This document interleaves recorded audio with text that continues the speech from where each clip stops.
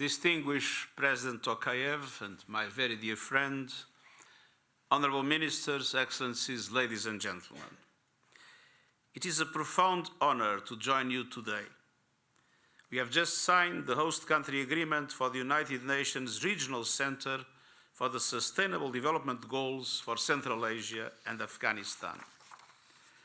The Centre represents the opening of a new chapter for the region and for our collective journey towards the Sustainable Development Goals.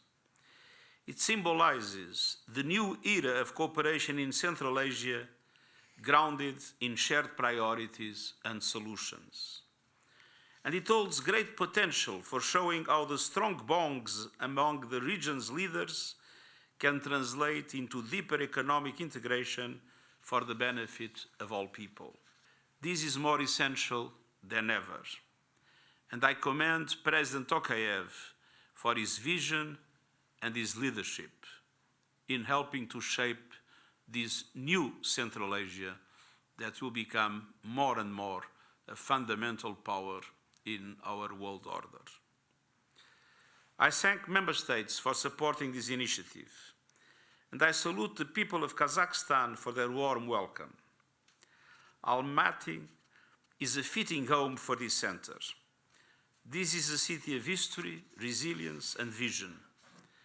And Kazakhstan is an ideal and generous host. This country has long served as a bridge between East and West, tradition and innovation. The Centre has been mandated by the General Assembly, and I look forward to its operationalization, with terms of reference being finalized and leadership appointments to follow. Soon it will serve as a hub for regional collaboration, a laboratory for ideas, and a launchpad for action. It will bring together governments, UN country teams, civil society, academia, the private sector, regional organizations, and financial institutions to develop coordinated, country-led efforts and tackle some of the most pressing challenges of our time, from climate change and water scarcity, for youth unemployment, gender inequality, and digital exclusion. Working together with our resident coordinators and country teams, it will contribute to accelerating progress towards the 2030 agenda in Central Asia and Afghanistan, driven by the spirit of solidarity and shared responsibility that defines the United Nations. Excellencies, dear friends, we are only 5 years away from 2030, but far from our destination. The world is facing complex and interlinked challenges that threaten sustainable development. Poverty is stalling, hunger and malnutrition are plaguing societies, inequalities are deepening, conflicts continue to tear communities apart, and the climate crisis is accelerating. In Central Asia, climate change is already draining water supplies, melting glaciers, and fueling natural disasters. The shrinking of the Aral Sea is a sharp reminder of the region's environmental vulnerability. Rising trade tensions and global uncertainty compound these risks. The region's landlocked geography presents additional barriers to trade, connectivity, financing, and access to global markets.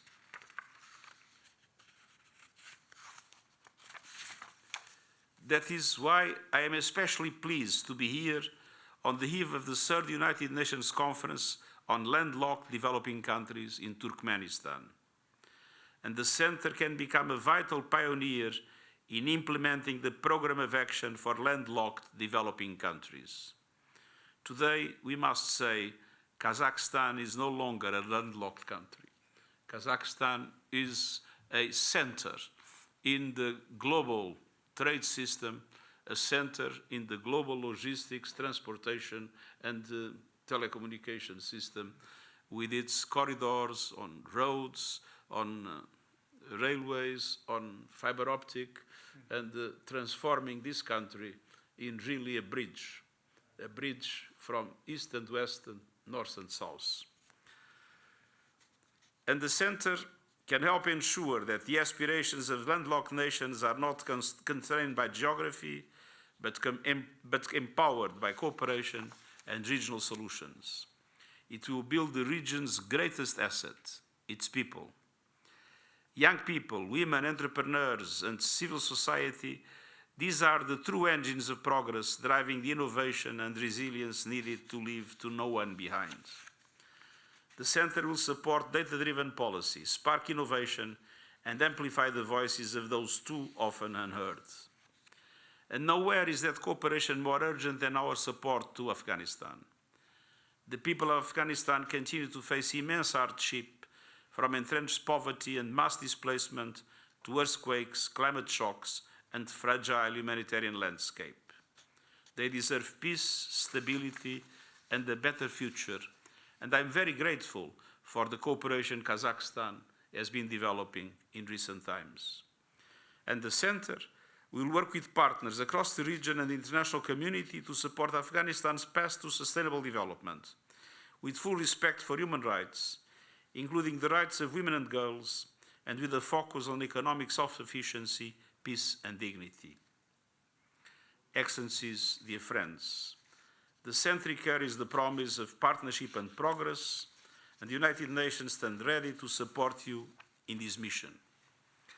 But allow me, before ending, to say something that comes from my heart. I am a great admirer of Kazakhstan. Kazakhstan is for me a symbol of wisdom, a bridge builder, and a messenger for peace. A platform for peoples of different ethnic and religious groups to come together and find a common destiny. I will never forget that Kazakhstan renounced its nuclear weapons and became, based on that attitude, a symbol of peace and disarmament that is necessary today more than ever.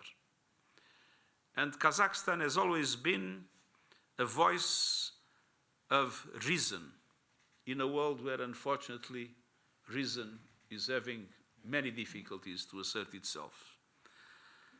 On the other hand, we are witnessing a renewed Central Asia. I come to Central Asia since 18 years ago, and I remember how it was, and I see how it is.